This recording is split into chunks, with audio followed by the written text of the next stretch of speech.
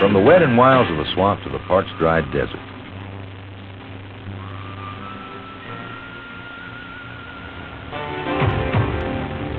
Near Johnny, Nevada, I met some professional truck racers who like to blaze their own trails, off-roading. I traveled to the desert to meet Class 8 competitor Dave Weston. Dave was campaigning his specially prepared GMC Sierra and took time out of his busy pre-race schedule to show us how his truck was built for the punishing demands of the desert.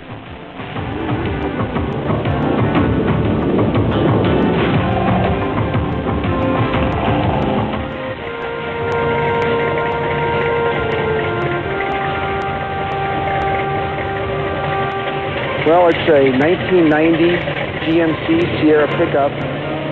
When we built the truck, we were delivered from the factory the same GMC pickup that can be bought on the open market from GMC Truck. We took that tough truck and we made certain modifications that we had to make to it for racing, because ours is not a truck that's used every day on the street or at work. It's used for off-road racing.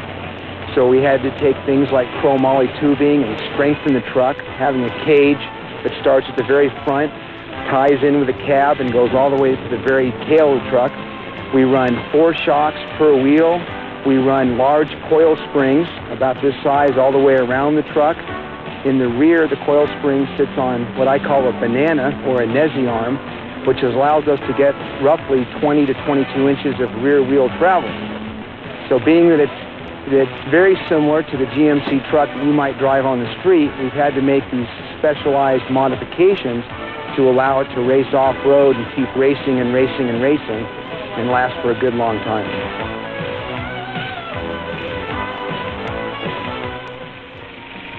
It takes teamwork to prepare and campaign a race truck on the off-road circuit. A team of dedicated mechanics, engineers, and pit support help. But the concept of teamwork is something Dave Weston carries a step further, right into the driver's seat of his truck. I have a philosophy, and that is that 2 fresh drivers are going to give you an edge on the longer races than 1 driver. So the way we handle it on our team is my co-driver, Randy Salmon, on the longer races such as the Nevada 500, the Baja 1000, the Mid-400, will actually do half the driving. I'll run the first 200 miles at 250, let's say, of the Nevada 500, and then Randy will bring it in the last 200 or 300 miles. What this allows us to do is it gives us 2 fresh drivers, and we feel an edge over the competition. Dave's responsibilities in the way we work the program is to bring me the car in good condition and close to the front runners. And my job is, when I get into the car, is to assess where we are. You know, he brought me a fresh car. If we're within 15 or 20 minutes of the front runners, my job is to stand on it, catch them, and do what we can to win it. If for some reason we've had problems and I'm away back, my job is to finish the car. Or if the car's hurting, my job is to finish it. The team concept. By working together, Dave, Randy, and their entire crew believe they have the right combination for victory in the desert.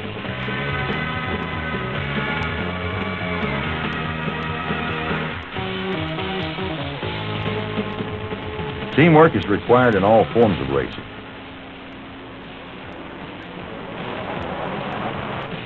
One of the best examples of teamwork was demonstrated to us in the bump and run action of the SCCA Race Truck Challenge Series.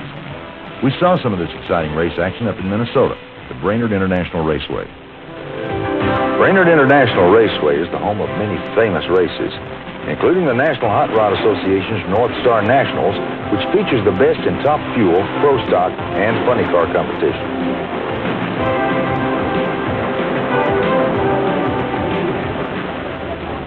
Today, however, Brainerd International is hosting the Sports Car Club of America's Race Truck Challenge. And what a track it is. It's one of the prettiest tracks in the country, starting with a mile-long straightaway that heads into some extremely tight curves. It takes a lot of skill to successfully negotiate those turns when you're approaching speeds of 130 miles an hour.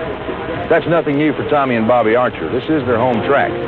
Besides successfully campaigning their Jeep Comanche pickups, they're known throughout Minnesota for other types of racing. They started back in the 70s with, believe it or not, ice racing. After their first race on a frozen lake right here in Minnesota, they went on to win 12 championships. After all those years of sliding around the ice, a track like this should be easy. Hey, Bob. Hey, Ed, how you doing? You guys excited about running this track? Oh, yeah, it's always fun to come to Brainerd. It's a nice, long, fast track. Like racing in the backyard, isn't it? You got it. Tell us about the team. We got some new additions this year, right? Yeah, we've got the brand new 1990 Eagle Talon FCCA Escort Endurance Series cars that we just won last weekend at 12 hours in Mid-Ohio, and come this weekend we're leading the championship. Good-looking car. Oh, it's fast. And, of course, the trucks. How many of you guys running this year? Well, we've been running 4 to 5. We've got 4 along this weekend. We've got 3 Stroh's light trucks with Bobby in the number 32. I'm in the number 33. Paul Brand is in the 34. And we've got R.K. Smith in the Craftsman Jeep Comanche. You got about a quarter of the field out there, don't you? Yeah, I mean, it's right about there. But you know there's safety in numbers. I'll buy that. Now, for everybody that really doesn't know the term, know what it means, tell us about bump draft.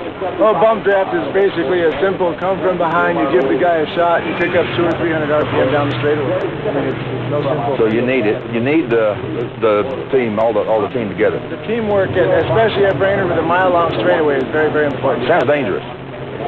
Well, it's you got to be very, very careful on how you do it and how you approach it. Trust your partner. Trusting your teammates is critical when you're out there flying around the track at high speeds and close quarters.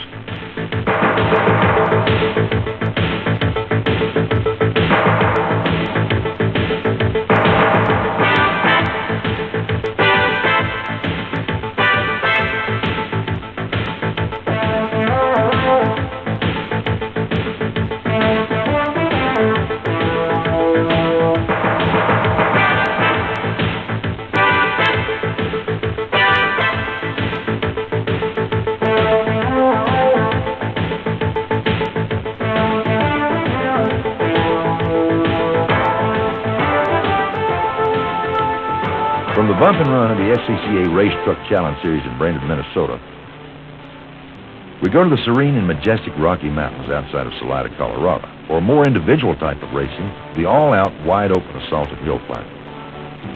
The sport of hill climbing involves all kinds of vehicles with a common denominator, speed. The classes in vehicles racing here today range from the professional and semi-pro stock car to specially built buggy-style vehicles which compete in the open-wheel class.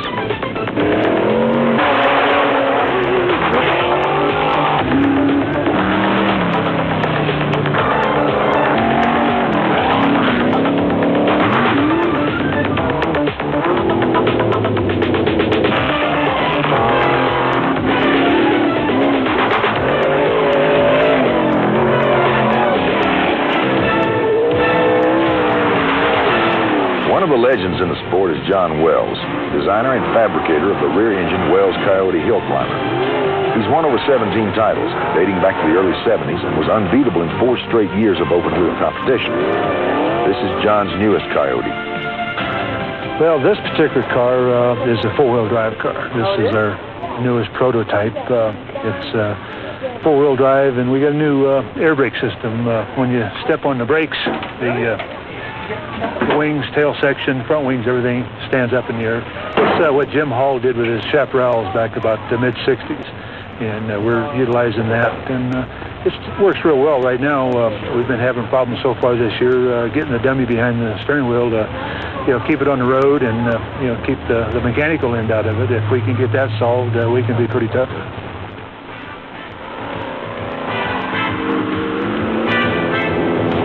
Don Adams has also competed in the Hill Climb Series in a Wells Coyote as well as a stock car, but now he's taking on the rocky, twisting course in a truck.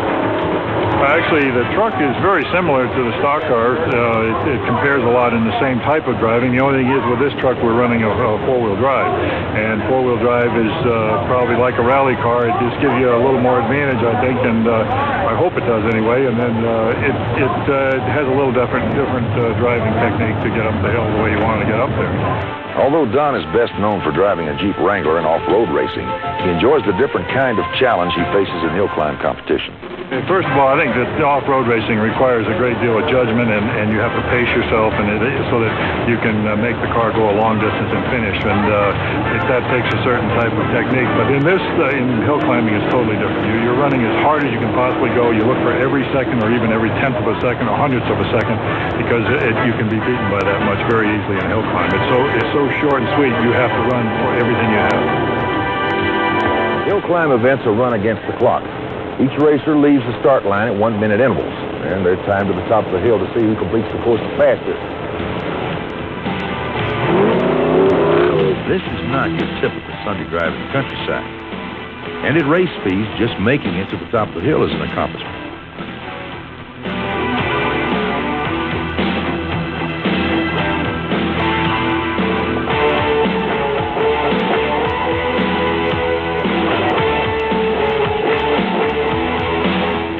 Earlier today, Don Adams made a run at the hill that was picture perfect.